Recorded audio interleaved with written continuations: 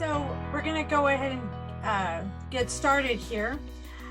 And as people will begin trickling in now, I'll just give just a few housekeeping announcements. First of all, good morning and welcome. We always appreciate you attending the guest lecture series, and I'm very excited for today's speaker, and I'll let you know why in just a moment. I just wanted to remind you that when our lecture is done, you have the opportunity for 2 ways to continue the discussion. There's actually a discussion board that will open up at 2 p.m. in the Canvas module, where you're able to ask questions with each other and interact about what we heard. And then there's another opportunity, and this is called Impressions and Thoughts, and that comes to me as the moderator of this series. And let me know what you thought. What was your one takeaway? And I believe the question is, what's one thing you would share to somebody who wasn't here today about today's speaker? So I'm really excited, and thank you to those that have done that the previous 3 weeks. I really appreciate your input and your thoughts and impressions. So we're going to give everyone just a few more moments, and then we will get started with our speaker, Mr. Mike Rodriguez. How are you doing, Mike? Doing great. We're so thankful and very much so for being part of our program today. Thank you. All right, let me go ahead and move some windows here.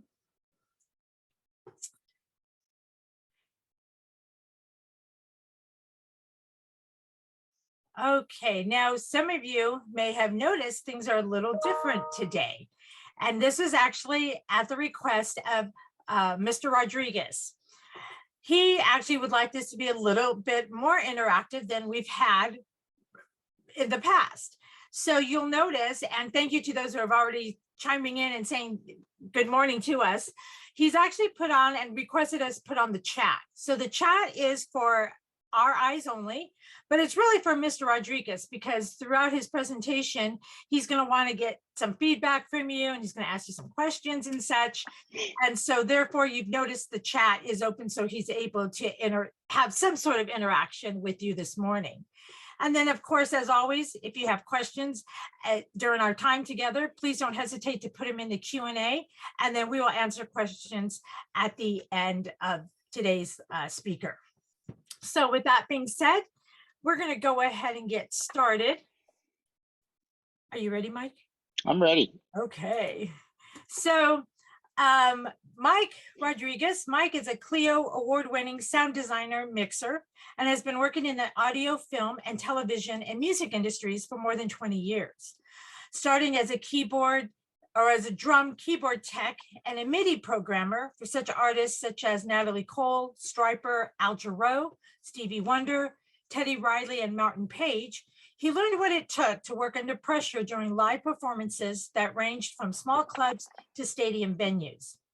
He then made the jump to film and television and amassed an enormous credit list that includes audio mixing for more than 260 film, television, and DVD commercials, and over 170 DVD bonus material productions and numerous electronic press kits.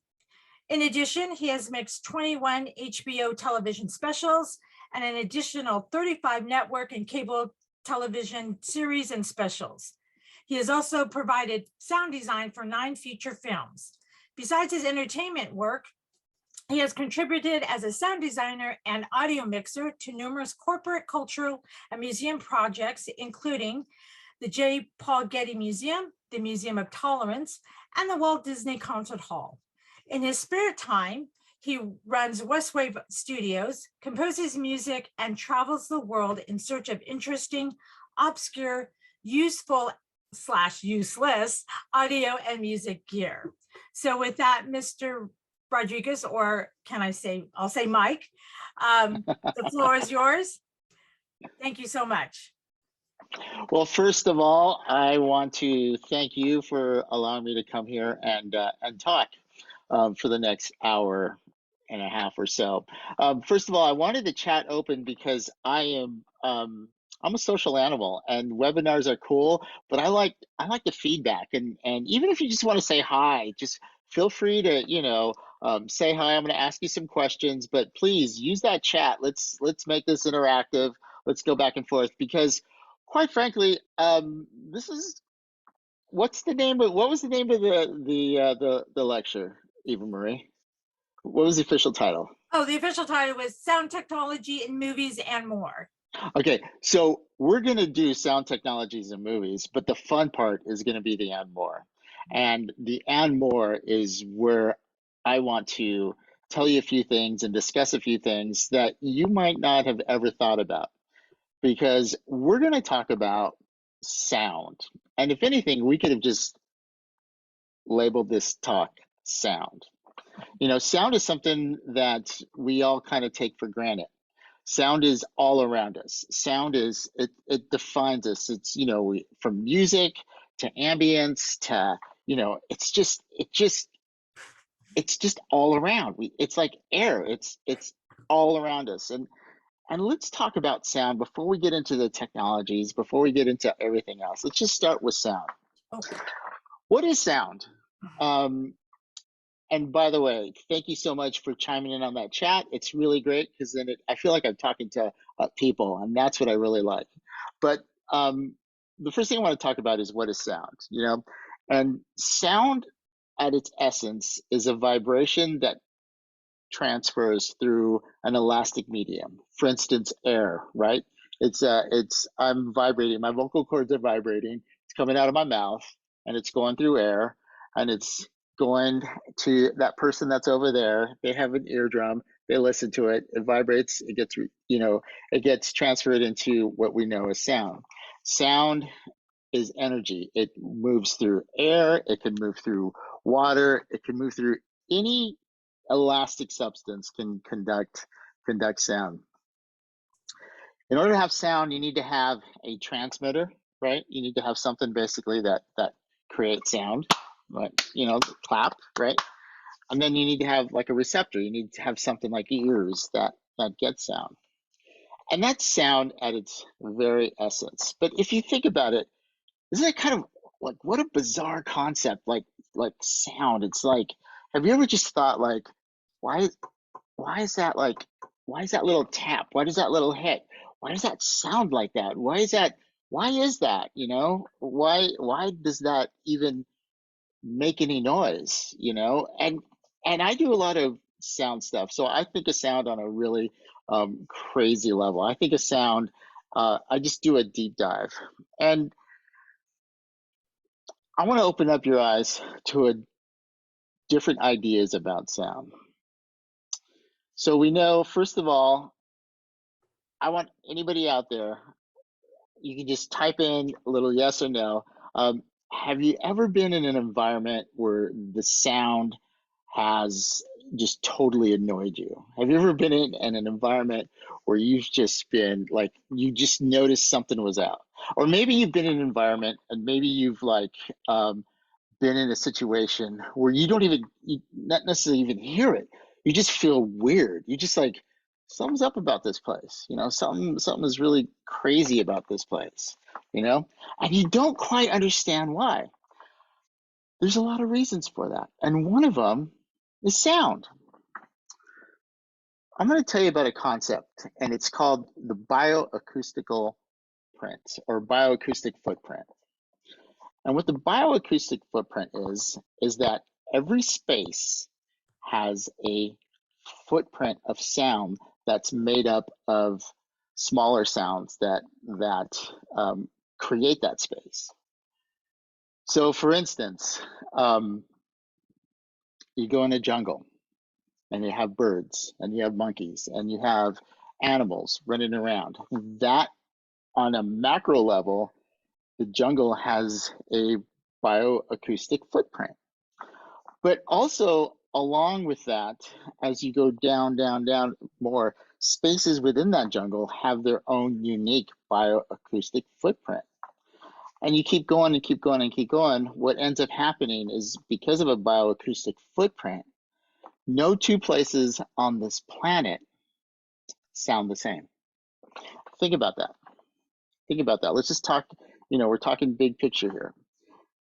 No two places on this planet sound the same. Even if you're in the same room, even if you're in the same house, even if you're like next to each other, what that person hears is different than what I hear, because the reflections are different, the sound is different, the way that the air conditioner, it sounds to them over there. All of these things have a unique footprint, and that means two places don't sound the same, because you can't. What makes sound, the reflections and all this other stuff, can't be replicated, from that place to this place. Now, you can do like technologies where they do virtual sound and things like that, and that's a whole nother thing. But bioacoustic footprint, that is the theory that no two places sound alike, and that's super important, because we're going to get into a little deep dive here. So if no two places sound alike, what if, and hear me out, what if migrations with animals, and can we share the screen? Can I share the screen? Yes, you should be able to do it. All right, I'm gonna show you a quick slide. Let's go to right here.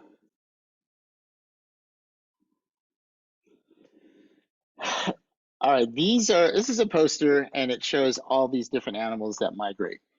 All right, you've got bats, you've got the air, the sky, the land, and the ocean, and you can read that.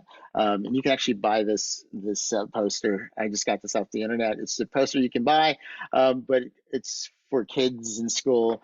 But you see the sky, the land, and the ocean.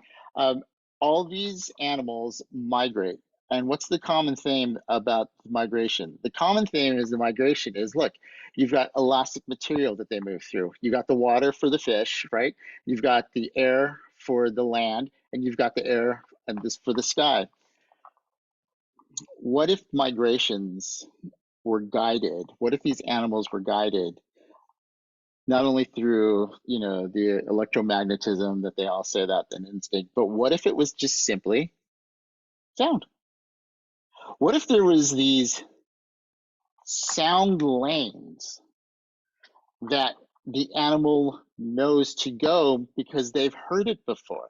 When I asked you about places that have, that have felt different or things like that, how many times have you gone back to that place and it sounds just the same? And you just remember that feeling, you know? You remember that, that presence that's there. What if some of these migrating animals use lanes of sound to get to their different places?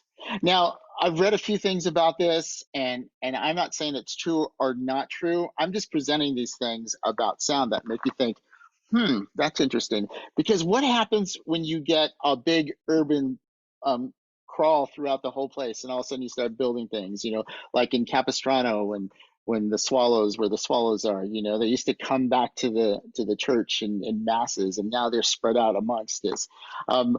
What if some of those sound lanes are now changing and now different, and the animals are still kind of weaving in and out to get there, and yet at the same time there's a certain confusion, because that space doesn't sound the same, because places doesn't sound the same.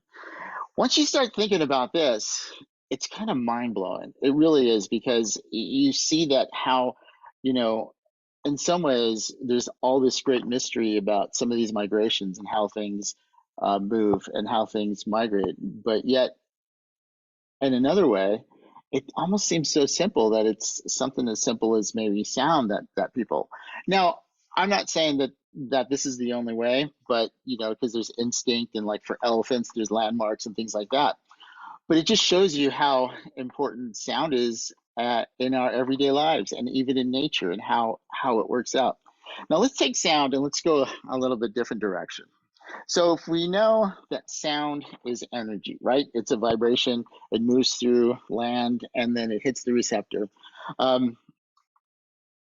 Let's talk about how sound waves can be affected in our world around us. They can do a couple things. They can be absorption, right? So like right now I'm talking, hey, and it's going out and it's going to hit the curtains that are over there, and it's going to get absorbed. It can be reflected. hey, and then it's reflection. It's going to come back, right? If I yell at this wall over here, it's going to bounce back at me. And then it can be refracted. It can travel from one medium to another. Hey, going into a microphone that gets well, the microphone actually is here, that turns sound into electromagnetic energy, goes through, does the whole what crazy thing, and comes out your side, right? So it gets basically it gets converted from one medium to another, and then you've got like scattering and sound waves, and it gets dispersed and things like that. All these things that sound can do, and it's how we control all these things. So if this is what happens with sound, let's think about this. Let's think about the fact that, you know, energy can't, energy is consistent. You can't create it or destroy it. It just transfers from one medium to another. So I was doing some deep dive, and one thing that really appealed to me is knowing about all these different ways of sound. And by the way, the last thing that sound can do is it can interfere with each other. You can have two sound waves, and they can interfere, and they interact in different ways. And that's like noise canceling headphones, where you have sound. Basically, it samples the sound that's outside and flips it upside down, and then they cancel out. So that's another thing that sound can do. But what if let's take all these things and what happens to sound, and let's I'm gonna introduce a concept, and it's super not controversial, but it's kind of fun when you start thinking about it. But let's talk about sound in some pretty weird esoteric ways. And the first way I want to talk about sound, and I want to share another slide with you guys. By the way, this would be pretty informal since I can't really see you. So, but thank you for everybody that is chatting with me. I see all these, and I'm going to get to some of these, but it just makes me feel like I'm actually talking to people. But what if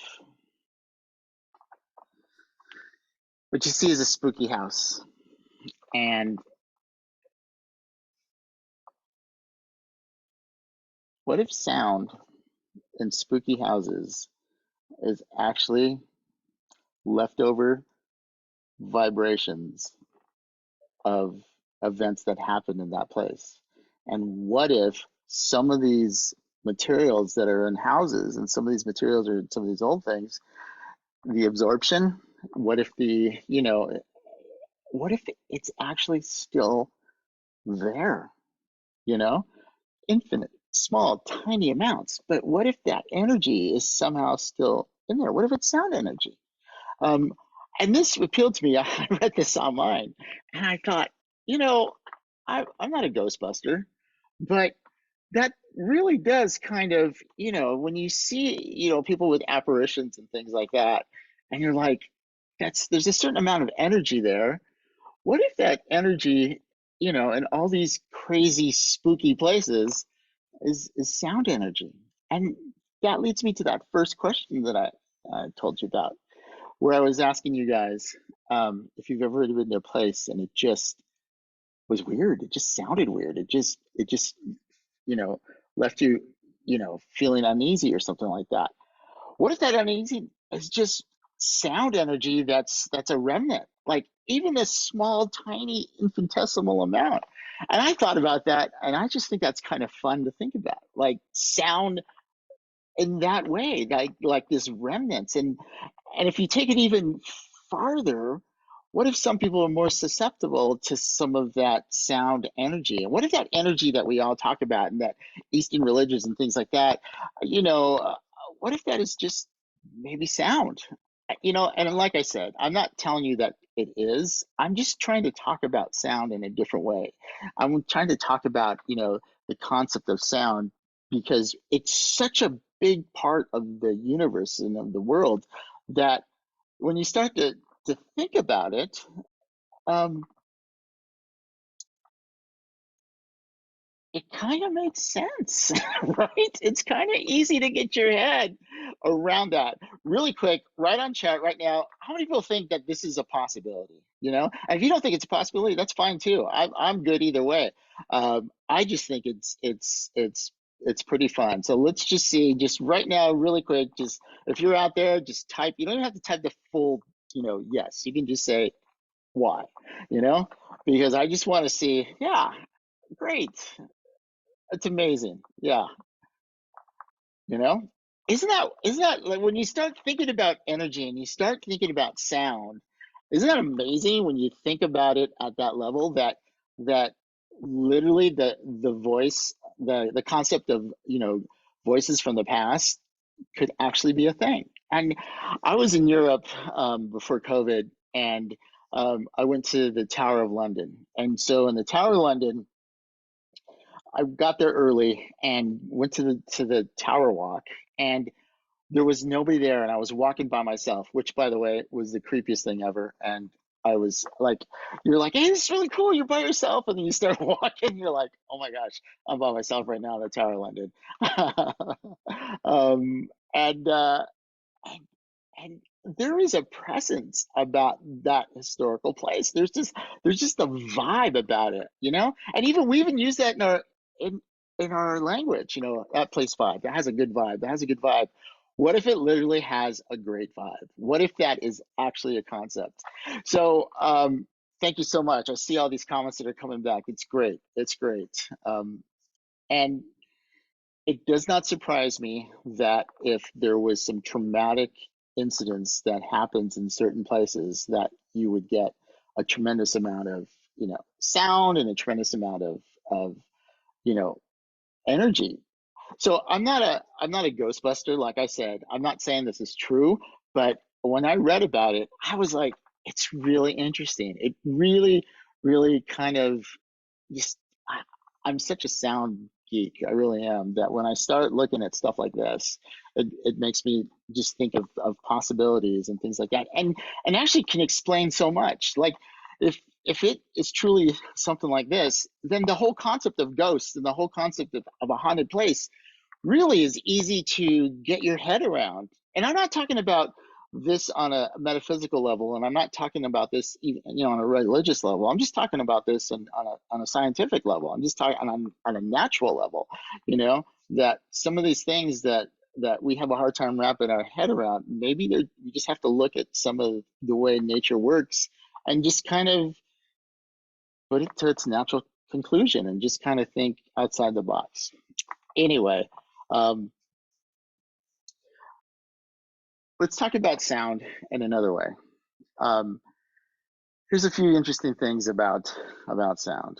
Um, you know, as much as we like sound and what happens around us when we hear music, they weaponize sound. And let me stop sharing this so I can see things. They've weaponized sound. They have crowd controls now with sound. They have weapons with sound, and that's really interesting because what you do is they have these giant honeycomb speakers that shoot out sound energy at high decibels in certain frequencies that literally are painful to people. Um, and they've used that for a while as a non-lethal form of crowd control. And I find that fascinating. I find something like sound can not only be, give us great music, but at the same time, you have these weapons. And some people think that you can weaponize sounds to the point of actually doing damage because it's just a matter of finding whatever hyper frequency you can to, basically vibrate someone somehow to death, whether it's internal or whatever, in your brain, scramble your brain. That's literally a concept in weaponized sound where they literally want to scramble people's brains. And it's just amazing to me that, you can use sound for not only good, but you can weaponize sound. Another thing that you can do with sound, and like I said, we're talking about just sound on the fringe, right? This is before we get into technology, we're just going to talk about sound on just really interesting ways.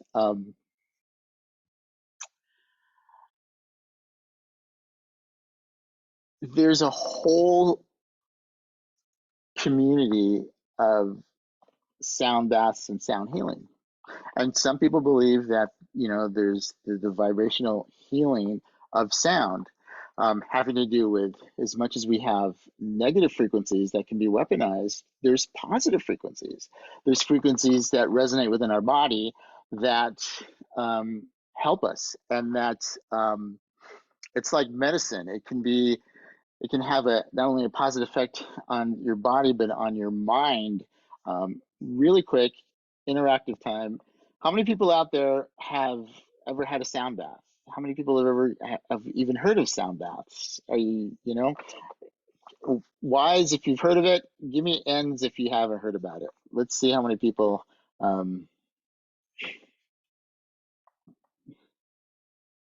It's great. So there's a lot of no's, and there's a couple yeses. All right. Um, and I'm not going to be pro or anti sound bath. I've actually been around sound baths, and I've seen people who have done them. I've met people who have done sound baths, and they bring gongs and they bring a lot of Eastern instruments, and me personally, I'm a percussionist. I'm a drummer, and I know what a gong sounds like. I don't. It's hard for me to cross over to that point, but look, I'm not arrogant enough to say no to anything, really. I'm not. As you find out more about nature and you find out more about this stuff, you just never know. So I take it like I don't know, but the concept of sound baths, if we look at sound like we're kind of looking at it in just this really, far out way. Um, oh yeah, and also, right, yeah, somebody just said they also use bowls, the sound bowls and things like that, crystal bowls and things like that. I've seen that in pictures. But if you look at sound on a different way, and we think about bioacoustic footprints, and we think about vibrations in haunted houses, it's just as easy to think about sound as having a positive effect on people, because we know it has a negative effect on people. Once again, the first question I asked: have you ever been to a place that's kind of annoyed you? You ever been to a place that you felt like really like, oh my goodness, like this place just creeps me out? Well, if you can have the negative effect, why can't sound have a positive effect? Why can't there be a positive about sound? So, I'm not saying to go out there and get a sound bath, but I'm just saying that, I could see that if I'm going to play by my rules, I can see it having a positive effect as well as we know it has a negative effect. And it's weird because sound's all around us, and just when you start thinking like this, it just opens up a whole different level of sound and the way to think about sound and the way to think about all of this. And there's a couple of other things about sound and nature around us that we can think about. One is that the earth actually makes a sound, and that there are vibrations going through the earth's crust that in certain places hit a frequency, hit an amplitude where you can literally hear like sound that people think emanates from the earth itself. There's a place, and I forgot where it was, and this is just coming to me. But I read an article once about a hum that people couldn't figure out where it was coming from, and it wasn't around any factories, anything like that, and some people thought that it was the earth itself. And if you think about it, that makes sense, right? If all you need is an elastic medium, and you need a source of vibration, and then you need a receptor, why couldn't, we know earthquakes have waves, right? Why couldn't we have some type of wave that actually gets transmitted through the earth itself? I found that really fascinating about sound, that actually could be a thing. There could actually be the earth itself making these noises in certain places. Um, I tend to think then let's take this to even a bigger conclusion, right? Let's go back to bioacoustic footprint. The bioacoustic footprint, no two places on the planet sound the same. Every place has its own unique sound.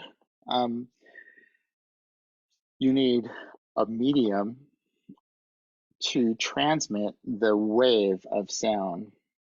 Let's just take it to another level, and let me show you what that level is. Give me 1 second. What if the next level with sound, and let me start sharing my screen.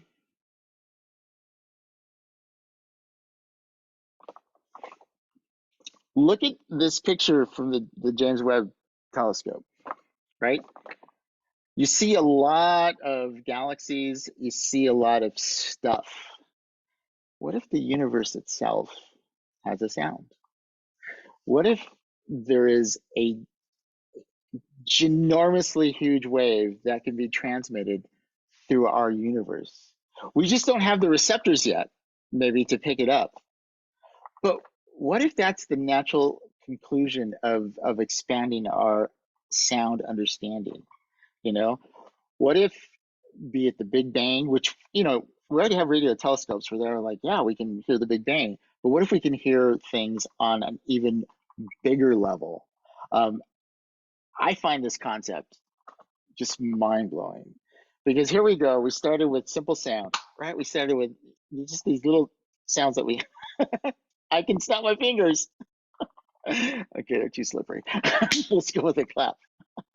But we start with a simple thing like a clap, and if you just keep on deep diving into sound, and goes bigger and bigger, bioacoustic footprints and migrations and the earth and all that. What if the universe makes a sound? To me, that has always blown me away, because look, you have all this space dust, you have all this stuff. Look at all these galaxies. These galaxies, this is huge, right? I mean, when you think of how big this picture is with all these galaxies, just billions and billions of miles and of space, but yet we don't know how big the universe is. And as we pull out more and more and more and more and more,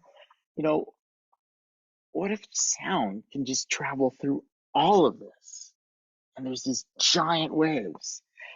In some ways, it makes the universe seem so big, right? But in other ways, it makes the universe seem so small. And then you can start thinking about what the universe is, and you can go raw metaphysical, and you can just really go crazy and just let your head explode. But this is what I like to do. I just like to look at things, and I like to look at sound, just a little different. And I'm not telling you that any of the stuff that I just said is necessarily true. I just want you guys to kind of think about some of these concepts. Before we go on, I'm gonna look at a couple of these questions, because we're gonna go to another section. Okay, so I got a question that said, Mike, what got you so interested in sound?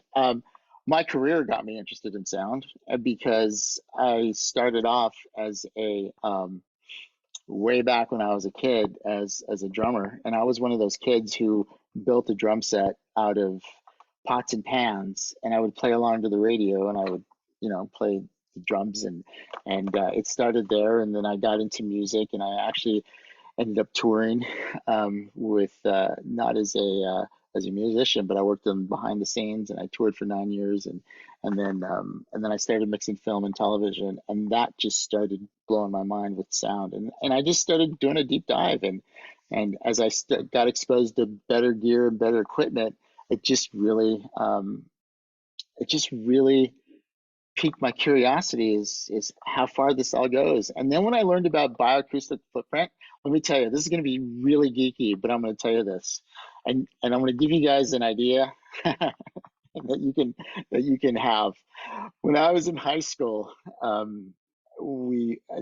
actually I heard about bioacoustic footprint. That's when I first heard about it, and I had this idea of creating waveforms, right? If every place sounds different, you get a microphone, and you know what waveforms are. They're like the little squiggly lines and things like that.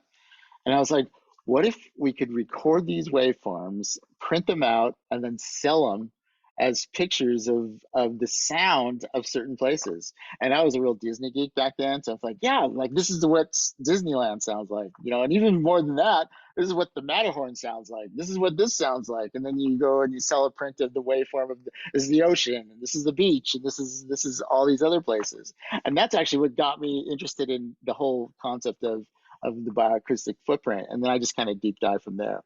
Um, now, let's start looking. Well, Mike, I saw a question that I thought would be interesting. Sure. Somebody asked, you know, do we have our own sound that is unique to us? You know what? I would say we do. I would say the fact of how you talk and how you move, and just your body, right? We may not be able to pick it up, but think about it, like our heart is beating. That's energy. There's a contact there. We're emitting just from our basic heartbeat sound, and no two bodies are the same. So consequently, your acoustics of your own body are going to be unique. And I think, wow, I never even thought about that, but that even opens up like a whole nother area, right? Because then hey, I vibe with that person, right? I mean, what does that mean? What if you actually literally vibe with that person? What if sound somehow influences? Because we know what I told you, that sound can absorption, reflection, refraction, scattering, and interference. Like, who knows? What if your sound interferes with somebody else's sound, or yet your sound doesn't? Like sound, it's crazy, right? I mean, when you start thinking about all this stuff and you just start looking just a little different, your mind just explodes. All of this could be just nothing but hogwash. All of this could be like nope, but yet all of it could be true. It's just crazy. But these are all the things that I like to think about, especially with my job as a filmmaker and a mixer. That I use sound in what I do, and especially in sound design and things like that. Anyway, that's one item. Let's answer a couple more questions. Eva Marie, do you see anything really quick that you think I should? Yeah, one was, here's another interesting question. It says, why do we associate certain sounds as being eerie or scary, and yet others are triumphant or joyous? Oh, that's a great question, because that's something I use in my sound design all the time. You know, not only is it going to be triumphant, or sound is going to be scary, you can have optimistic sound and you can have pessimistic sound. I literally have clients that say, we want this fill in the blank of the product to have an optimistic print, and whether it's their logo or whatever. And so you look for cards, you look for chords, you look for sounds that are harmonics, like majors, minors, and things like that. They all make you feel different, and sound itself makes you feel different. You know, scary movies, there's a reason why scary movies kind of all sound the same. That really high piercing thing, like that's a real deal. And if you think about, let's just take a scary movie sound, and when we go to movies, we'll talk about that. Let's take a really scary sound, right?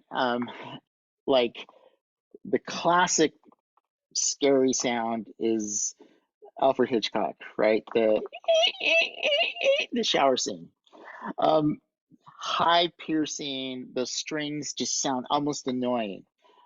What does that sound like? Think about other things that sound like that. How about a saw? A saw has that sound. Drills have that sound. gunfire have that sound. So there is definitely sound frequencies that can be associated with certain negative things. And that's why you have scary sounds and you have not so scary sounds.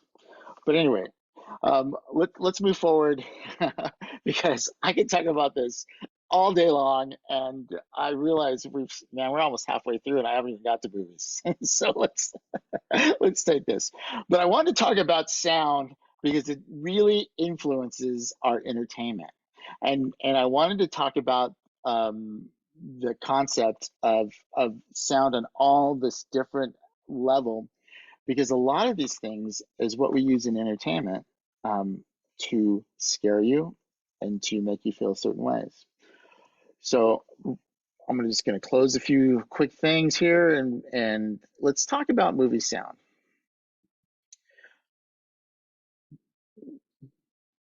My desktop is packed with pictures and stuff, and it's just fun.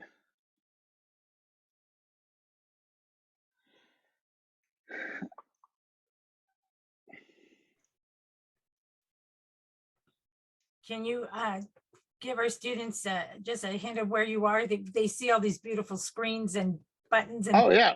So this is my home studio, and I put this together during COVID because, as many of you know, when COVID hit, entertainment just went to nothingness, and so I didn't have a studio. And prior to that, I was actually traveling.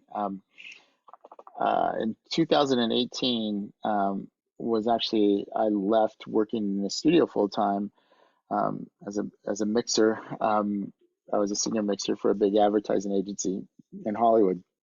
In 2000, end of 2018, I left and I actually started my filmmaking career, and I traveled the world and I shot video, and I'll show you a little bit about that. And as COVID hit, I still had some contacts and things like that, and I was working on a series, on a documentary series, and I put this room together so that I can continue to work. And it actually helped me continue to work because I mix a lot of stuff, and I still mix stuff behind me. And I'll show you a little bit of something later on. But yeah, that's where I'm at. This is my home studio. This is my little COVID studio, and I'm not going back to the office. I'm going to work remote. What's amazing is, with technology nowadays, I can actually have a plugin where I can have my director, and I just did this on a film, and I'll show you guys in a second, where I had the director. He was in his house, and I was here, and I was playing him back what I was mixing, and he approved the mix from his place. So that is pretty exciting.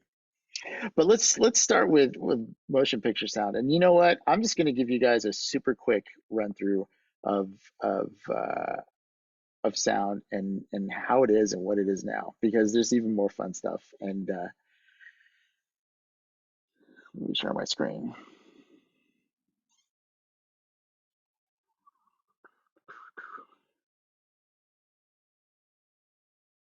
All right, really quick, going back to the chat. I just want to know, are you digging this? Usually I could see when I do this live, I see people nodding their heads and I can't. Is it making you think different about sound? Hit me up on chat. Just let me know. I want to see if you guys, the whole concept that we talked about, if that even resonated with one or two people.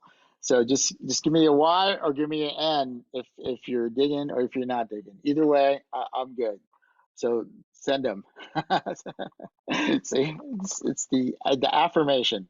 Um, but because I'll tell you this, it's kind of weird knowing that there's a lot of people out there, but I just, I see Eva Marie, and then I see a static picture of somebody else. So I'm a social animal. Okay, hold on one second. So let's talk about sound, and let's talk about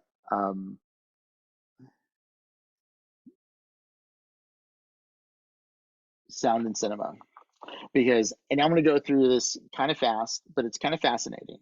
But in the beginning, this was basically what you see on the screen was how they did sound in movies, right? They were all silent, and they would have an organ, or they'd have a pianist. They would have somebody there, mostly organ, and they would play the picture, and then they would play a score. They would play something to accompany that. And it was actually, to be honest, there was some phenomenal organists that played in some of the bigger houses, and some of the organs that they had were just amazing. I got this. I think this one was in Cincinnati. I mean, look at that organ. That's like art, that's just beautiful. And I'll show you another picture of an organ. That's not. I clicked. Look at that. That to me is just amazing. Like, I'm so glad that's so well preserved, because these instruments are gorgeous. And if you've ever heard an organ, in a wonderful organ in a lovely theater, you can't beat the sound. You can't. Um, and then things changed in 1927. And what happened in 1927? In 1927, the jazz singer came out. And the jazz singer was known as the first talking motion picture. And I want to bring this up because at that time, the technology for motion for audio, they used this thing called a Vitaphone. All right, now this is a Vitaphone. This is how they did sound in early movies. And to me, it's a fascinating machine, because in my career working with film and TV, you get audio recorded over here and you get film and video recorded over here, and then you got to bring them together and they have to sync. And let me tell you, syncing these things together is not as easy as you think. Back in the day, and nowadays, when I say back in the day, it's like 10 years ago, you know, you had to have time code, and it had to be tied in, and you had to lock to the same crystals, and you had to lock to the same frequencies, or else you would get drift and things like that.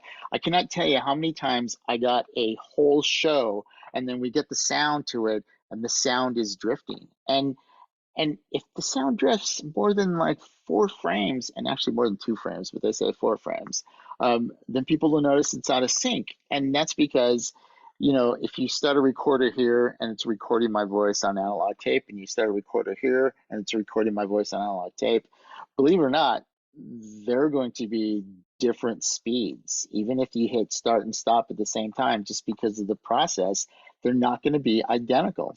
So the fact that they got movies to sync in 1927, I don't know if you can see the cursor on the screen. Even Marie, can you see the cursor? Okay, so see this little thing right here? Here's how they did this. This is a turntable with a record, okay? And it was a record. And this is the projector part here.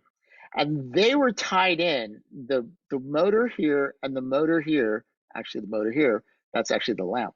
The motor here, they were tied in together so that when one turned, the other would turn, right? So they turned basically at the same speed.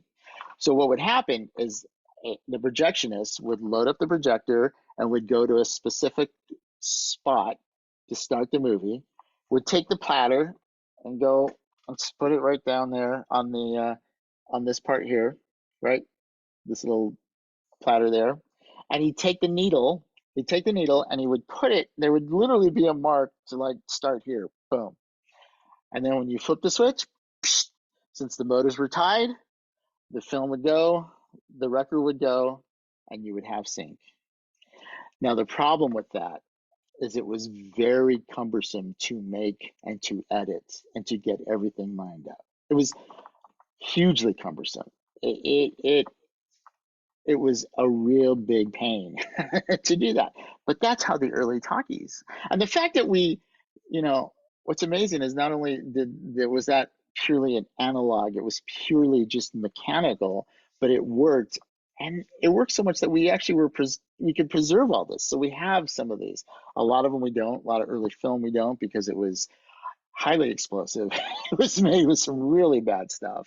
But I'm so glad that there's things out there from there's copies out there from the early stuff, because I just think it's fascinating. It's fascinating that they could get sync.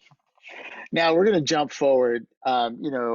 what ended up is when the 30s came, and by like 1939, it was established that the sound of movies no longer was on the platter. What they did is they figured out how to put it on the film itself. Um, and I'll just show you. Let's see if I can find it. So this picture here, you know, there's a couple different ways to do that, but one of the most popular ways and the biggest ways is there was an optical track, and the optical track would be on the side right here, and literally they have a, you know, the 16 millimeter projectors of our youth would have this little thing, and optically it would read these lines and it would convert that to sound, and that, you know, and that looks like a little bit like waveforms, you know, and that's how they started doing sound on film. And when they started, it was really you know, to go from this to um, to go to this, and then to jump to putting sound on the actual film itself was just a monumental leap, because what ended up happening is as that technology moved forward, what you ended up doing is you got these machines, mag machines, that were similar to this, where the sound would actually be one frame of sound would be one frame of the movies. So you would be able to sync these together, and then as the editor, right, you put them on what's called a flatbed, and you had the sound here and you had the movies there, and you could sync it together, and you could make sure things were synced, and then you have your sound here and you have your movie here after it's all the edits. It was super easy to edit. Well, for the time, it was easy to edit.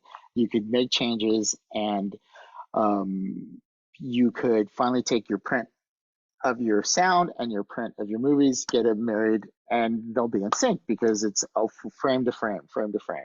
And actually, when I was in college, I went to film school. We were, were the last of the actual cut and paste. So I actually learned how to cut film by literally cutting film and cutting sound. And what ended up happening is you would evidently always cut a scene too short, and you're looking for like 3 little frames of sound and 3 little frames of picture, that you literally are like, oh my gosh, I cut this too short. And see, you know, you have all these frames, you have these bins, and you're like, oh wait, what? And you're holding it up to see, oh yeah, that's it. And you paste it back together. So as easy as it was kind of a pain in the butt too, but it was so much better. So we went from the record, we went to these machines, these mag machines, and what's really unique about this, and if you take a look at this, is see these 3 machines? That's 3 tracks of audio. So now, if you wanted to get more tracks of audio, this is a small picture, but see all those machines? 1, 2, 3, 4, 5, 6, 7, 8, 9, 10, 11, 12. You know, that is what, 12, 10 tracks, right? You had to have those machines. When I started working in film and television, we mixed the film over at Disney Studios, and it was going to 24 tracks. And they literally had 24 machines, and each machine had its own track. And it was just crazy. It was this giant room full of all these machines that the mixer basically put together, and they had to transfer the 24 track over, and then the mixer would mix, and then that's what you make your print master. And it was effective, but it was so analog, and it was just big, right? So now let's fast forward even, let's just jet forward, because, you know, they made better versions of the machines. You know, looks like a more modern version. But what ended up happening is digital came along, and digital was embedded on the film also. But digital is a bunch of ones and zeros, and it can be read with a little scanner, and you didn't necessarily have to have an analog device or a scanning device. So what they found out is they can imprint on film. Look at all these different versions of digital. You had the SDVS, you had Dolby Digital, you still had the analog right here, and then you had DTS. These are all different flavors, and this is all on the side of the film. See this the film here? This is the pictures of film. They embedded all this stuff into the film.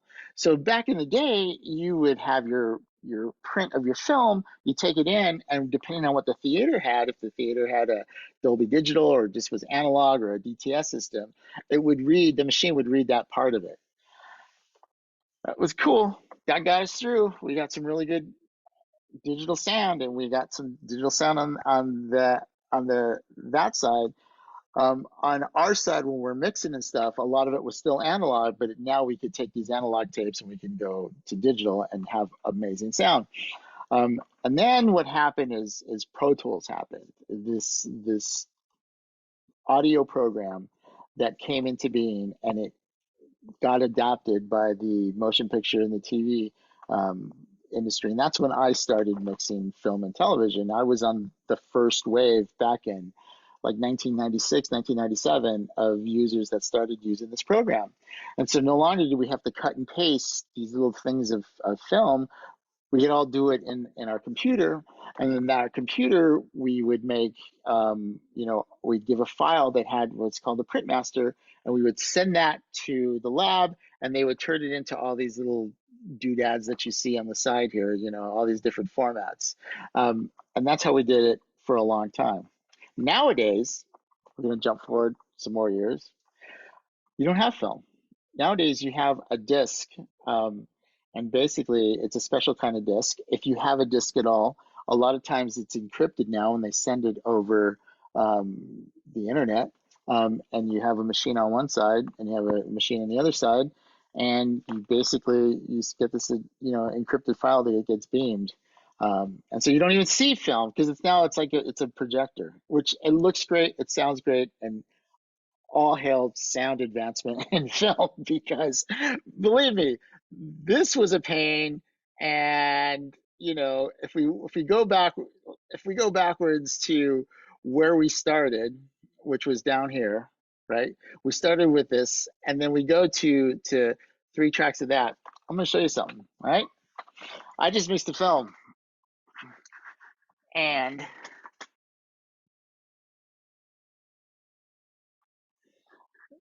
I mixed this film called Laytonville, and all these little tracks here, right? If I was going to, let me just see if I can you guys see this? Can you see it? All right. So all these tracks would have to be each one of those machines. And this is like, if I make this small, this is about 30 tracks, and they're separated by, I got sound effects. The pink is sound effects. The blue right here is Foley, it's footsteps, things like that. The green here is dialogue. This is more dialogue, and this is my reference. This is the video. I'll show you a little bit. I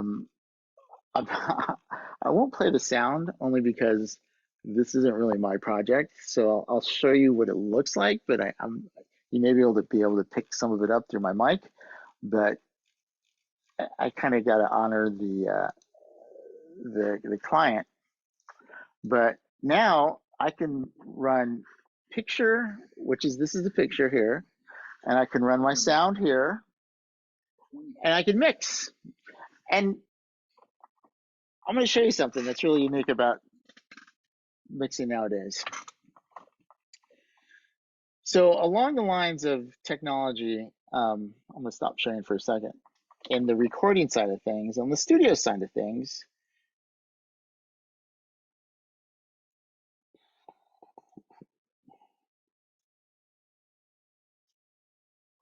give me one sec.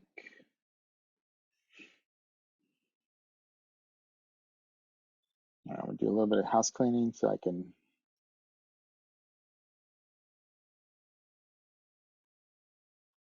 Man, there are so many great questions, Eva Marie. And this time is just flying by. All right, here we go. So I'm going to share the screen, and let's go here. So this is what we all think of a studio, right? And this is actually pretty similar to what you would if you were mixing like a TV show or something, you know, 10, 15 years ago. They'd sit behind a console. This is actually for music, but you'd sit behind a console and then this would be all empty. And then there'd be a big giant movie screen down here. And this is the classic console, you know, that you would use. And for a lot of years, that was, you know, the way they did it. Now my console, right? Since I'm mixing over here, you no longer have to use that, right? It developed into now the computer did everything. So here on this console here, see all these little channels right here? The sound, literally the sound signal would go past through these channels. But with the latest technology, this is all digital. So the sound actually doesn't even go through here. It's going through the computer, which could be in another room, but these are just controllers for those channels. And each one of these represents one of those channels that I was showing you. And this is well, the picture's too small. So you go from these gorgeous analog consoles, which by the way are still, they sound great and they're still in use in a lot of studios, but then you go to here. But look, I don't have room for that. So you want to see what my console kind of looks like?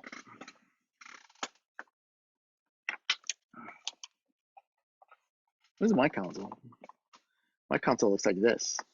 It's now on my tablet. So I can mix on my tablet.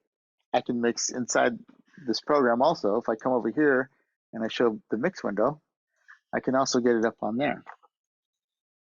I mean, how crazy is that, right? To go from the technology of this to now being able to do it here on this. We've come leaps and bounds ahead in all of this stuff. And this is just, I'm buzzing through like movie technology. And the crazy thing is it's not just movies that have had these amazing um, bursts in this technological advances. It's in music. Music, I mean, I could spend another hour talking about music. I used to tour and I can tell you about live sound.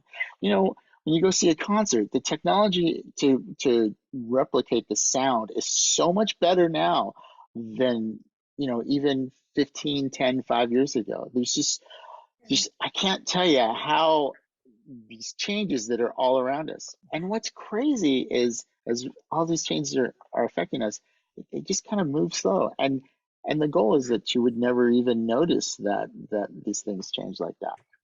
Oh, Now, go ahead. 1 second, Mike. I was saying, could you stop your share? Because for students who don't have two screens, and then show now your tablet again. Oh, That is so that's, folks, this is what he uses. sorry. Sorry. I didn't know how it worked on your end, Yeah, but that's yes, okay. this is my it's now on my tablet. Right? Crazy. Tiny. This tiny little thing. Thank you so much, Mike. That's It, amazing. and look, it's virtual. So these things, you just put your finger in it and it moves up and down, you know, and it's controlling my stuff. Um, yeah, I love this stuff because I get so hyped up about it because um, it's just changing all around us. I'm going to play a little bit of a video for you. I thought I was going to be able to play the whole thing, but this time is just kind of wrapping up. But I'm going to play a little bit of the video for you because I just want to show you guys that kind of a full circle with sound and technology because now we started off talking about sound, talking about bioacoustic footprints, things like that, about nature. For the longest time, I was a sound designer and I would design sounds for animation. I would design sounds for logos and things like that. And a lot of my sounds were based out of nature and that's what happens nowadays. If you have a scary monster, you know, you might record um, a lion roaring and you mix that with a gunshot and you mix that with a rumble from rocks falling and you stretch it out and you tweak it and next thing you know you got this scary monster. So I had a friend of mine and he ended up going to Thailand, and I'm going to play some bits and pieces. And well, you know what? I'm going to kind of let it speak for itself. So let me share this with you. And this will also give you kind of an insight of what I was doing.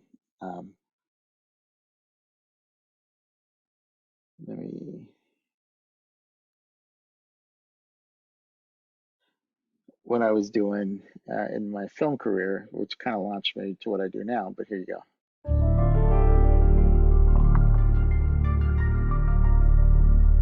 My name is Mike Rodriguez, and for the last 12 years, I've hosted a podcast called The Audio Nowcast with a bunch of my industry friends.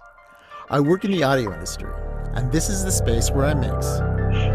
I spend a lot of time in here, and one day I decided it would be good to go outside. So I did.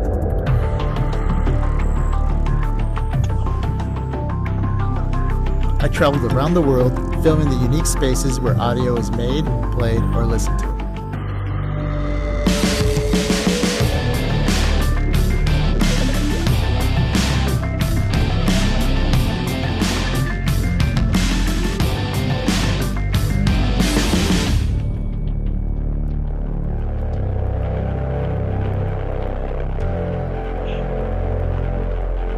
This is Audio Nowcast Spaces.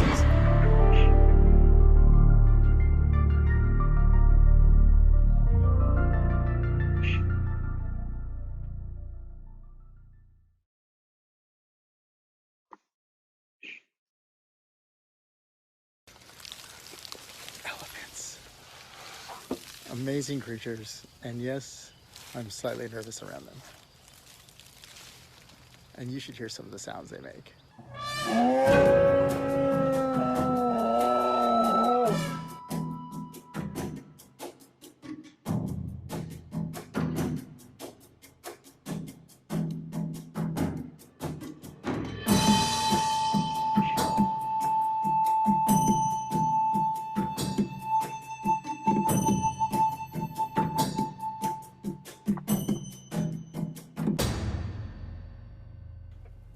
Play some of your favorites. Holy smokes, man. Hi, my name is Brett Johns. I'm a sound designer and recordist in Los Angeles, California. Dude, that's crazy. I wanted to do an elephant sound library because there wasn't a sound library out there that was diverse and well recorded. There are good elephant sounds, but those aren't made available to the public. I really wanted something for people like me as an independent sound designer where I can buy those sounds and I can use those sounds as well, and there was nothing available. There's nothing out there at 192, and that's something that you really want to withstand extreme pitch bending, which is something that you're going to want to do with those sounds. Dude, that sounds like a freaking dinosaur as it is. That sounds like a dinosaur as it is. If you slow it down, listen to the detail. That's crazy. I knew I needed to crowdfund because going to Thailand is really expensive.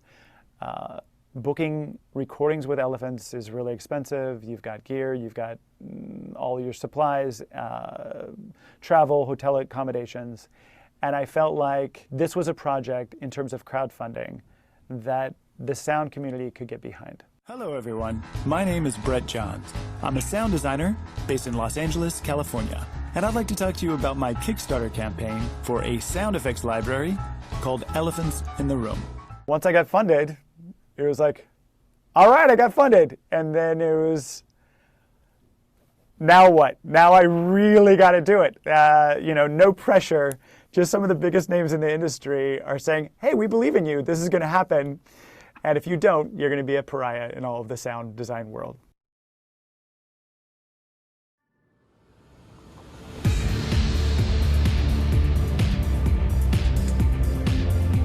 We board in a half hour for a 12:30 a.m. flight. 15 hours in the air.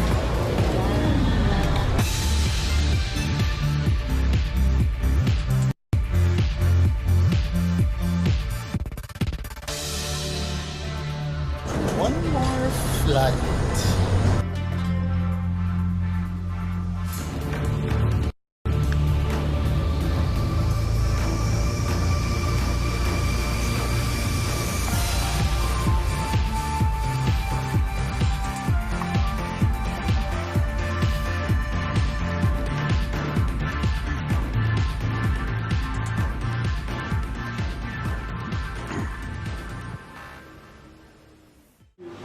I'm at the lemon. That's right. I'm at the lemon. Look at me, I do Lemongrass Thai restaurant with my good friend Brett. Hello, hello. We're gonna be doing some. What are we doing tomorrow? Recording some elephants. Elephants tomorrow. It's gonna be pretty awesome. All right. I'm not telling that story, so don't even get there. Don't even go there. That's not happening. Absolutely. We need some highs and lows. Just tell me. Yeah, not that story. Not that story. Tell me. Okay, it's 5 a.m. in the morning, and we're going to go out into the jungle and film some elephants. Brett's already recorded for a couple days. I've heard some of the sounds. They're pretty amazing. I mean, things I've never heard before. So I'm a little nervous, and it's awfully early. So wish me luck. Or I'll get in this. Yeah, you'll get in the story. I'm going to edit this. Of course, of course.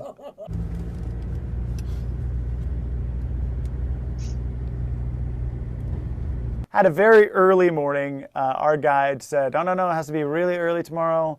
You know, we're going to be at the hotel. You can't even have breakfast because we're going to be there before breakfast is served. You have to have a box lunch. So you have a cold sandwich and whatever." Where are we going, Brett? I have no idea.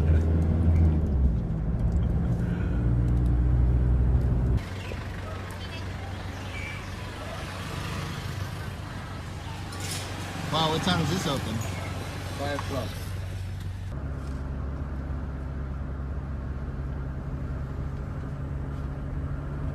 And we make it all the way out to where we're recording the elephants, which is a little over an hour's drive away.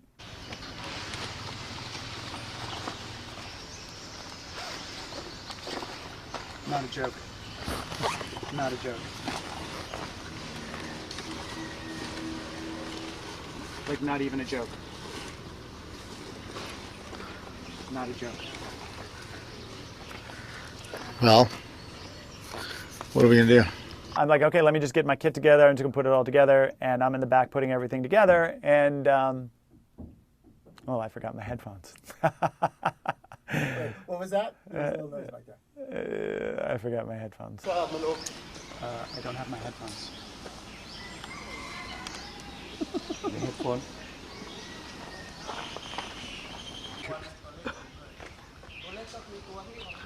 Dude, we'll survive, bro. Okay, let's go. So that happened. So we had to drive all the way back. We missed that recording session. We had to book that later in the afternoon. So I'm going to stop this right here because it goes on, but I'm going to play one part for you because we actually ended up recording some elephants, and I want to show you a sound that I never thought elephants ever made. And I'm going to zip through this. It's really kind of fun, and I'll let you know, or you can see the whole thing if you're interested. But this was kind of the highlight. You were when you had to record those sounds, and I was like, "Oh, please God, don't let me film my friend getting squished by an elephant."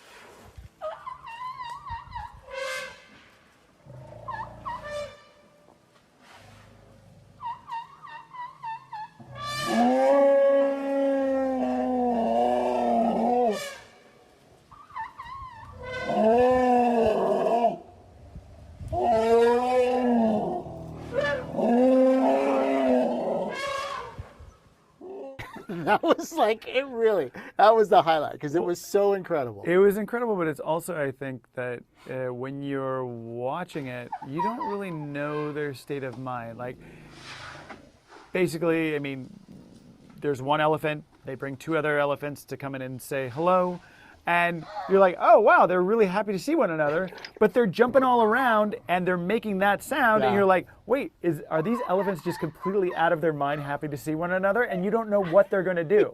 Dude, I gotta play that again. That's like...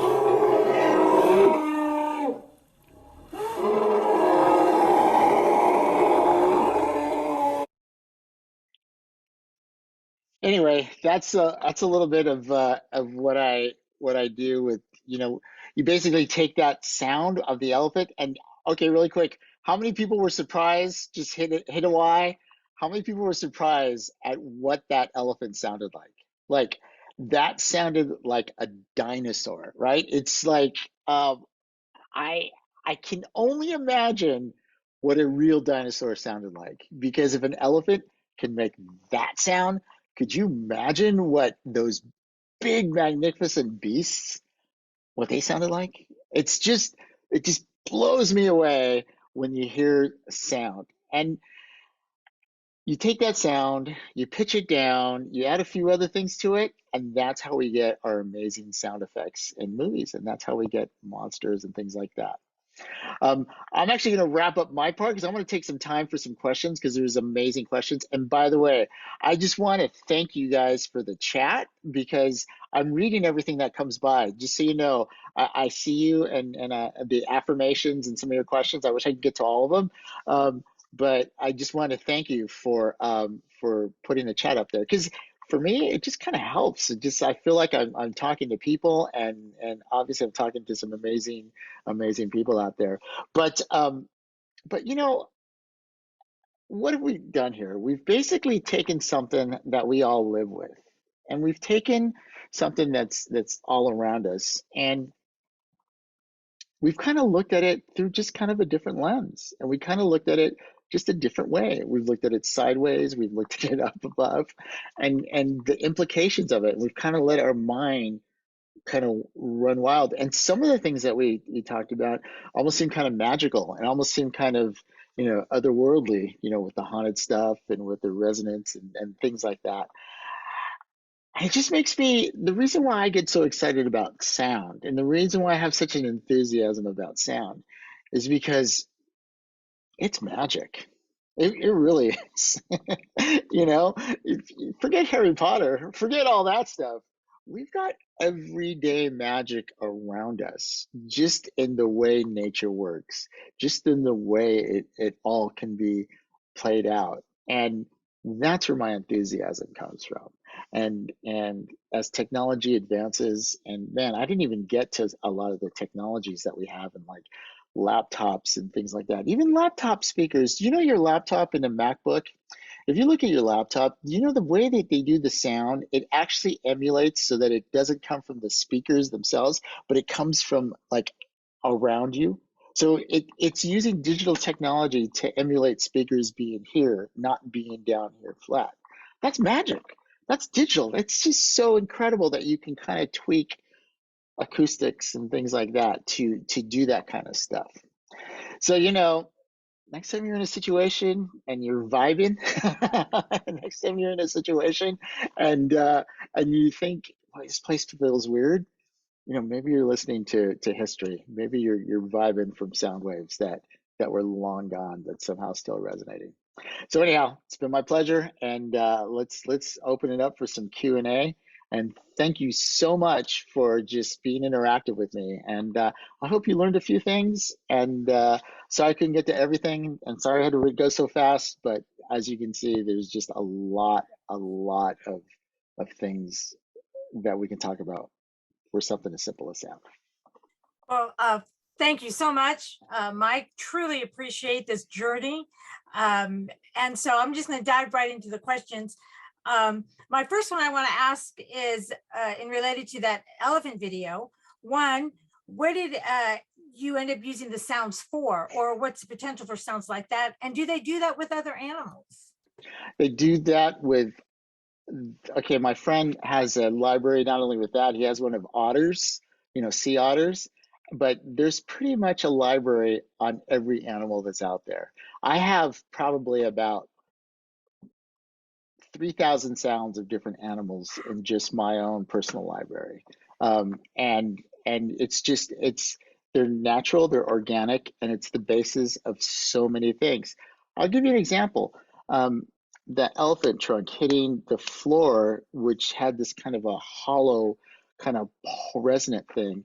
You can take that sound, you can stretch it out, add a little whispery thing on top of it, and you can actually make a really cool, like a magical effect, a little push effect. And so when you see like games or you see movies where they're like, Protonus elephantitis, it's like, that something as simple as that can be turned into like a magical sound. And that's why you want to have all these libraries, because it's very organic. Excellent. Thank you. And then here's a question that came in from one of the students. He writes, doesn't the fidelity of recorded sound depend on the equipment used? How do you know that a recorded sound is faithful to the original source? Or does it matter? Yes, Because you it can always does. use sound. It does. Recorded sound, in the technology of recorded sound, believe it or not, the fidelity matters a lot. And sometimes you want super high fidelity, but sometimes you don't want high fidelity. Sometimes, like, we'll go out and we record something with a bad microphone because we want that bad fidelity. We want like it to sound like it's 1920s because it adds a certain crunch and there's a certain lack of frequencies. I'm going to show you something that's going to blow you guys' mind away. Okay. So back in the day, when you go out, you have to record in location. It was all analog, little reel-to-reel, and then you had digital recorders and things like that, and they were super expensive, $10,000, things like that. But now, when I go out, I have this little recorder here. See, this is 6-track, and what this does. I'm gonna get a little technical. It does 32-bit float, which basically means it's digital, and it has so much information of the sound that you can't distort your sound. So I can record gunshots, I can record loud animals, things like that on this, right? But you're thinking, oh, that's cool, that's tiny. And I thought, yeah, that's all great and dandy. But guess what? That got replaced by this guy, which is even smaller. And it does the exact same thing. And I can control this from my phone. So yes, and it's 32, it's a pure, like it's actually better than the microphone. The microphone is going to distort before my actual recorder does. So, the fidelity definitely depends on the vibe you're going for, but most of the gear that you have now can absolutely faithfully record whatever the source is. And for the elephants, my friend used high sample rate, which means it's just, I'm not going to get into technical things, but it was recorded at the highest possible version of sound that we can record right now. Excellent. So here's another question, kind of going back to the earlier part of your talk with us today. It says, a student asked, when film went to digital, some said that there was a quality reduction. Was there a quality reduction with sound? Wait, one more time? Oh, when film went to digital, some said that there was a quality reduction. Was there, did that factor with sound? Okay, so the quality reduction in sound is the characteristic of sound, especially for music. Like, some people believe that the best way to listen to music is still on turntable with records, and you know what?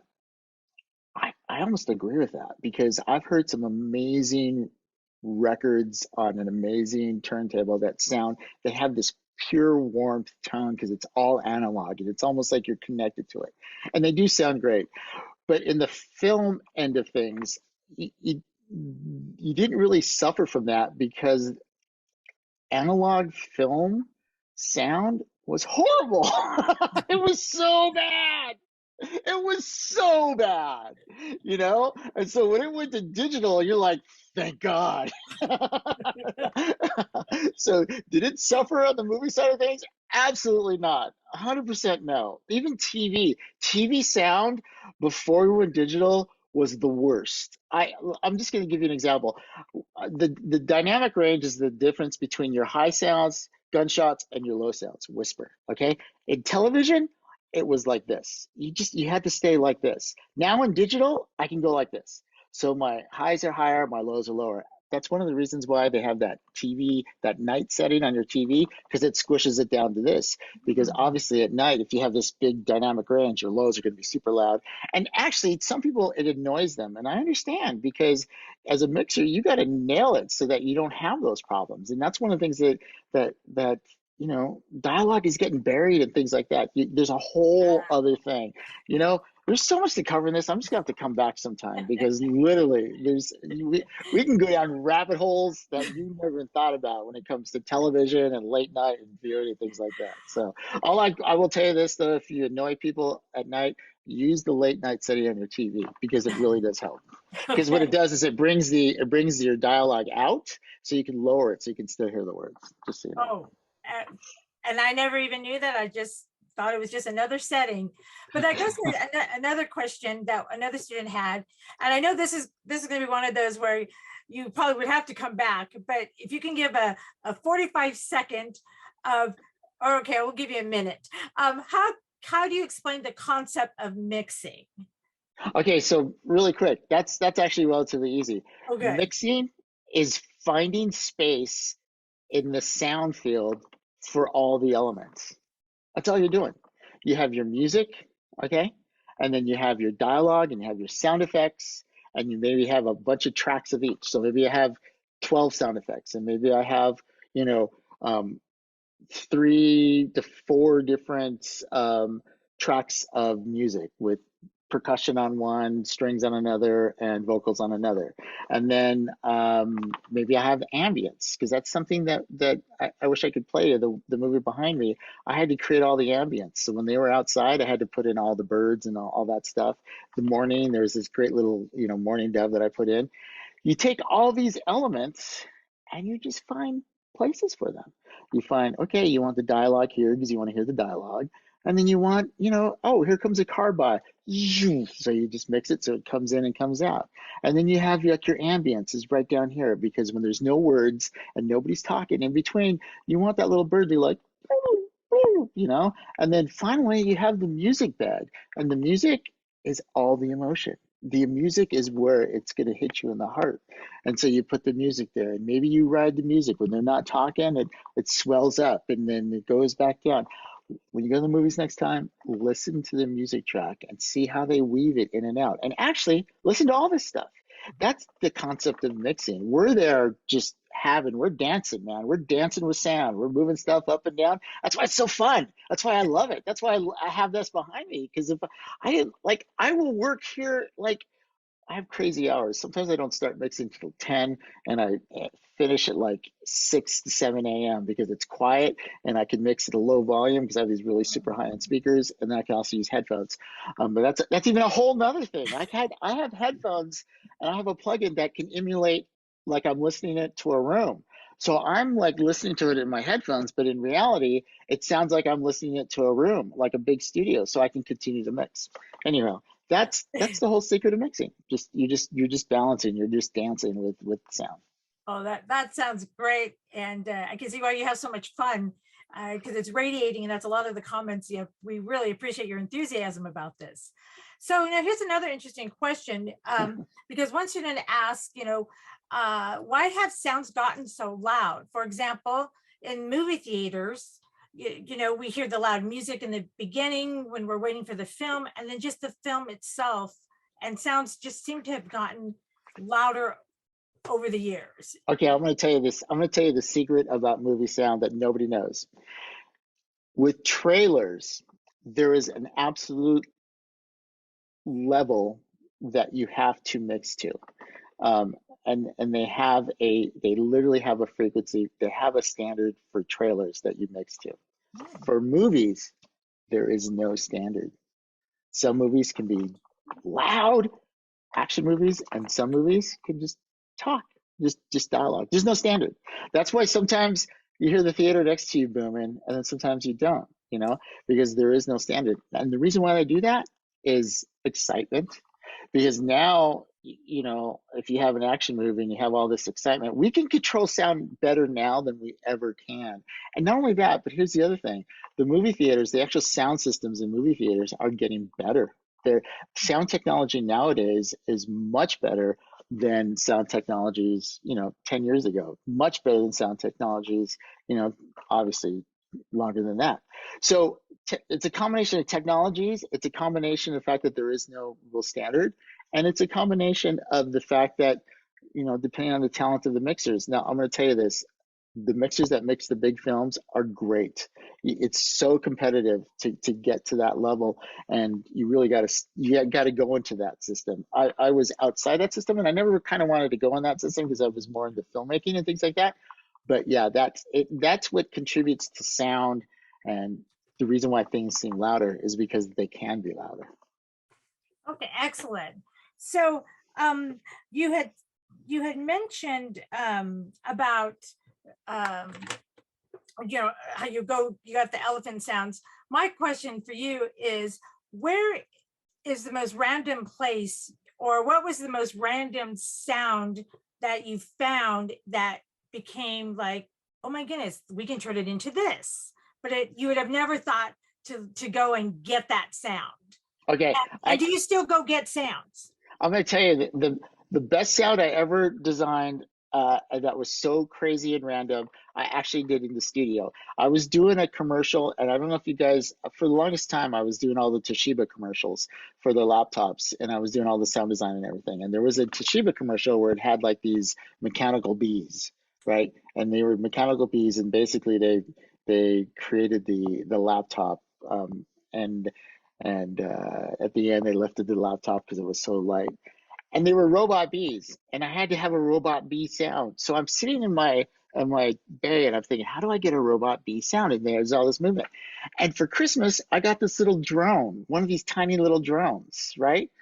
And I would fly it in between sessions, and it would, and I'm like, oh my goodness, and it would go, and it was mechanical, and it was drony, and it kind of sounded like a bee. So I put a microphone up in my studio, I got my drone, and I just recorded the going past it. Zoom, zoom, zoom, zoom. I layered that drone sound on top of a real bee sound, and guess what? I had my robotic bees. And that to me was like just so random and kind of fun. That's great.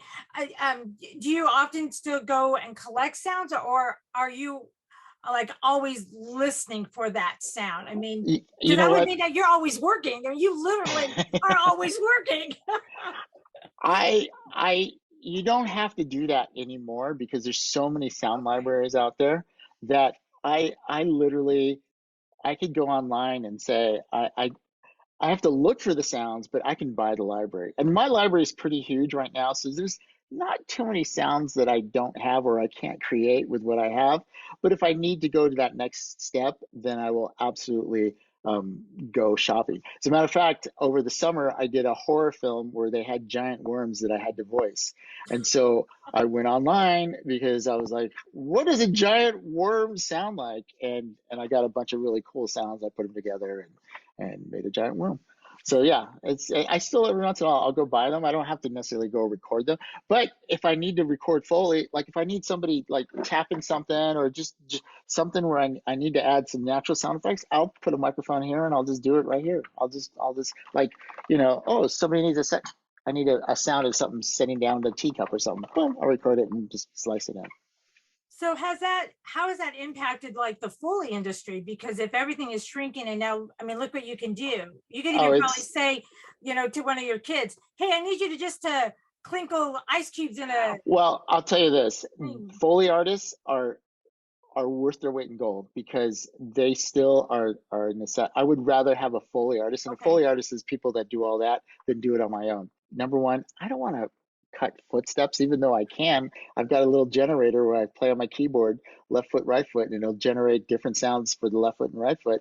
But I'll just give it to a Foley guy, and they'll do a much better job. So in some ways, yes, you can do it yourself, but Foley guys are still they're amazing. Those guys are great. You still want the highest quality when Absolutely. You're doing these it's things. Not about it's never about the tools. It's all about what you do with the tools. It's no matter how we advance, it's always about the creative behind the tools. Excellent. Here's a question another student wrote in. And how have your thoughts and studies about sound impacted your work with music? And do you still do a lot of work with music? I do a lot of work with music, and they cross. Okay. When I got into mixing, since I was into music, I would mix very musically. Like I wanted it to kind of do this. That's why I do that. I kind of wanted to go up and down and kind of have that musical feel. And on the other side, when I work on productions and I work on drum beats and things like that, if I need to have something hit, then I'll get one of my sound effects and I'll put it with a bass drum, and let's say I got this really beefy bass drum. And so they kind of go back and forth. It kind of works on both sides of the fence, and they both influence each other depending on what you want to do. And then if you want, like, if you need to you're working on a cue that needs to be optimistic, then you get some, optimistic sounds from your sound library, things that push up, things that are like this. And if you want to do something that's scary and things like that, it all kind of works together. Excellent. So here's an interesting question too. How do hearing aids help or hinder true sound? Well, that's a great question, because hearing aids, well, first of all, anything that can help you hear, to me, that's great, because there's a lot of hearing loss, and I know I've had some hearing loss because I've been in sound, but I've always been really careful. So my hearing loss isn't like some of the other audio engineers that I know. I don't go to a concert without earplugs, but I do know what frequencies I'm not hearing as well as I used to. But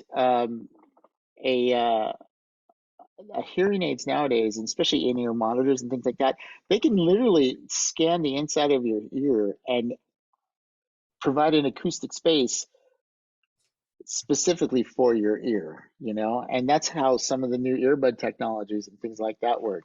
So they actually, it helps. Whatever you can do to hear more, I just think it's great. And even, the science of sound with deaf people and how they absorb the vibrations, not necessarily through their ears, but through their skin and through their body. There's just some amazing advancements and things like that that affects them also.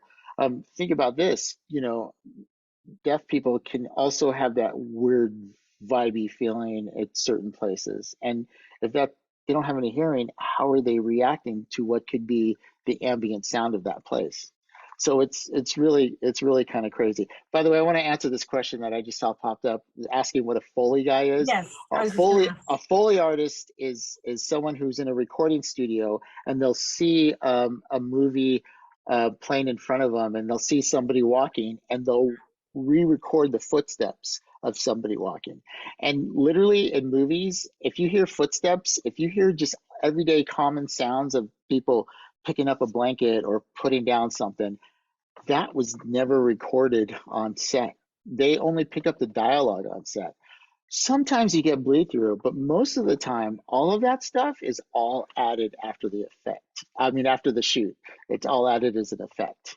So that's what Foley is they do all that. And you never think about it, but watch, turn your TV on, turn your streaming service on, look at any movie. As soon as you hear footsteps, that is not their real footsteps.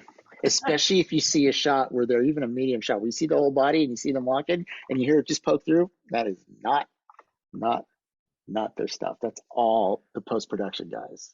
Excellent. So with all of this, what are some of the latest projects that you're working on now? I mean, now that, the world is opening back up, after the lockdown and such. I'm sorry. You know what? I was reading this great question that was put out on the chat.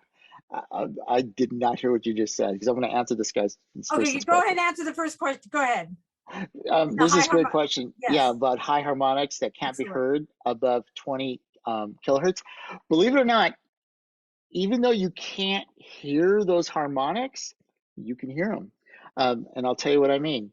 They have microphones that can record up to 150K, super high end. And when you hear a recording done with that, what you hear is an openness. It sounds very open. The sound sounds, that's about the best way I can do it without getting technical. It sounds very open. It sounds like there's a lot of headroom. So even though you may not be hearing those frequencies, you kind of are. You kind of have that sense, that presence, and that's, that high end actually can affect a lot of things, like music and even some of the sound effects, even some of the things that I do. Sometimes you'll record stuff with microphones that go that high because you want an open sound. You can't hear it, but you definitely can feel it. And that's how all those super high harmonics are dealt with. could that be the same with lower tones? How some people can't hear low tones, but they might get like a Well, feeling or an low, essence of them? no, Or is the that low different? end, no, the low end, you feel the low end, Yeah, right? You feel it, that like heavy the bass. bass, you feel it. Like if you're ever in an environment where you can hear like super like 60 hertz, and this is all technical, but you hear like 60 below 40, 30. Oh, it's just boom, like you feel it. So you get the air on the high stuff, and you get Okay. the low stuff. That's why when you go shopping for like headphones and you go shopping for speakers and things like that, look at those numbers mean a lot. If you see 20, 24, you see even things that you don't think you can hear, it's just going to sound more open. And then on the bass end, if you see like, 20, 15, 10, whatever, however they do it, it's just you're just gonna have a broader dynamic range. It's gonna sound better most of the time. And if you look at, if you read the specs on some of the more expensive headphones, you'll see that some of these numbers are going to be higher than other ones. Yes, and that helps me because I do read those specs when I try to find good headphones on Amazon, and now I know what they mean. So I appreciate that. So two last questions. One, again, what's something that you're working on now that especially as the world, and we know that movies have opened back up for. Okay, can I play one quick thing? It's Oh, 2 sure, minutes yeah, long. yeah, we have a few minutes, sure. I know we're going over, but I'll show you I'll show you something I'm working on. Hold on one sec. I'll share this. This is a project that this is super secret. This is between me, you, and the world. This is called a Okay. teaser reel. So you do this to show Hollywood, and then they go, yeah, we'd like to make that, or to generate interest. So this isn't really a trailer, it's more of a teaser, but you'll get the vibe. And this kind of, let me share this.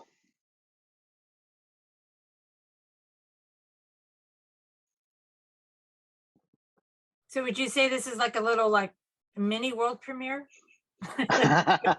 This is the most people that have seen this, other than we're in negotiations, and I can't say anymore, but Right. there Yeah, you go. okay, I was joking, don't want you to give anything away. It's kind of fun. Okay, thanks for sharing.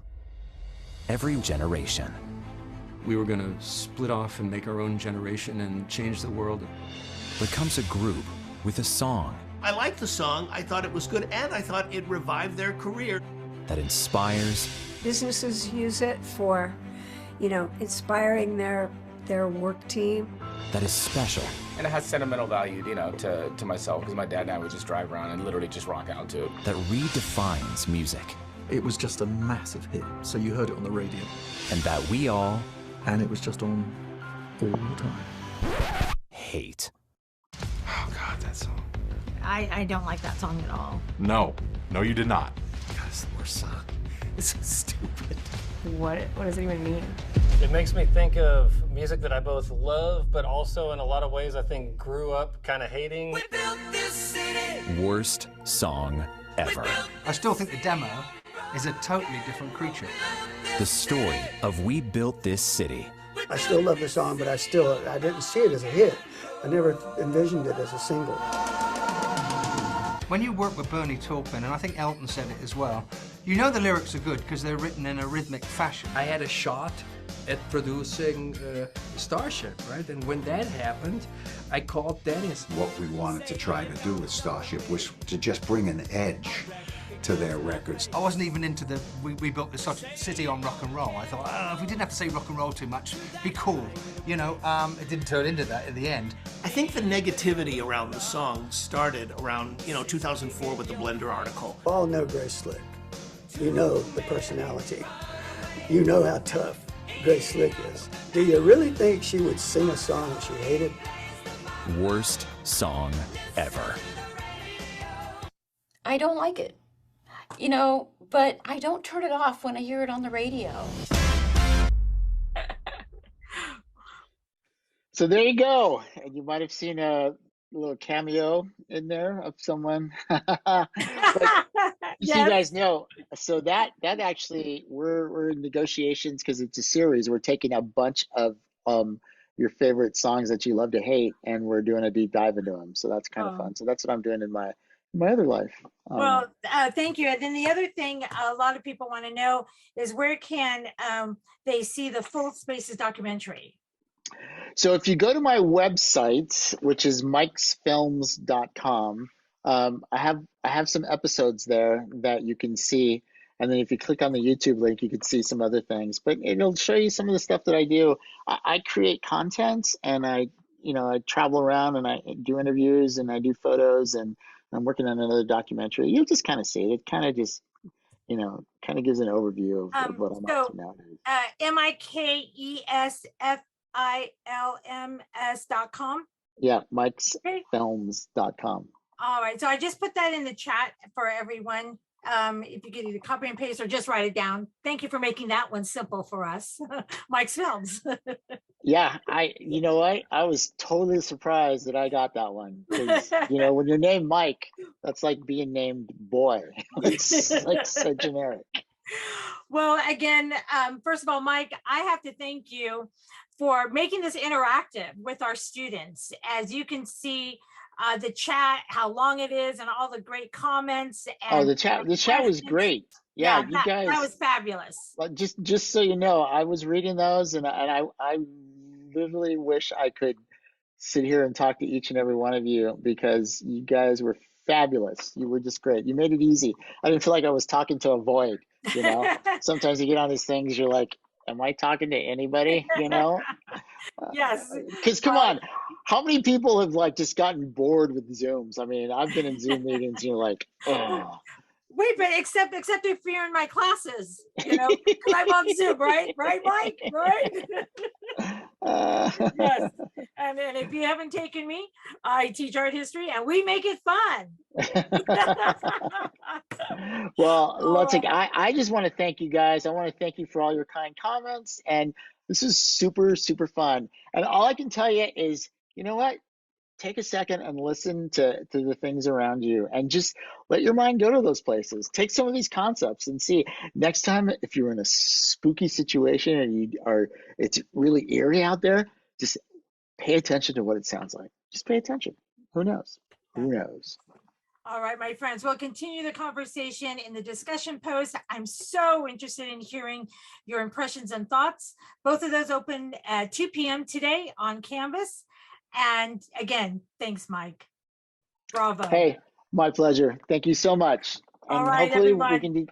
I'd love to do this again sometime, because there's so much more to talk about. Well, we will see what we can do about that. All right. Have a great week, everybody. Thank you again. All righty. Bye-bye.